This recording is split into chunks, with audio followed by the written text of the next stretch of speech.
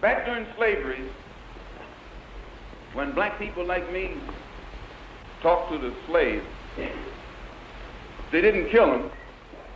They'd send some old house Negro along behind him to undo what he said.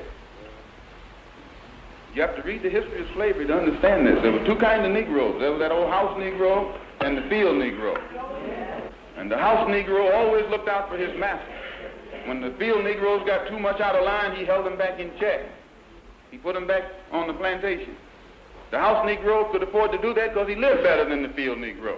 He ate better, he dressed better, and he lived in a better house. He lived right up next to his master in the attic or the basement. He ate the same food his master ate and wore his same clothes. And he could talk just like his master. Good diction. And he loved his master more than his master loved himself. That's why he didn't want his master hurt.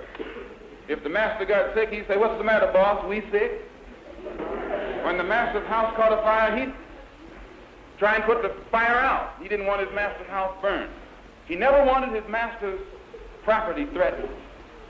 And he was more defensive of it than the master was. That was the house Negro. But then you had some field Negroes who lived in huts, had nothing to lose. They wore the worst kind of clothes, they ate the worst food, and they caught hell. They felt the sting of the lash. They hated their master. Oh, yes, they did. If the master got sick, they prayed that the master died. If the master's house caught a fire, they prayed for a strong wind to come along. This was the difference between the two. And today you still have house Negroes and field Negroes. I'm a field Negro.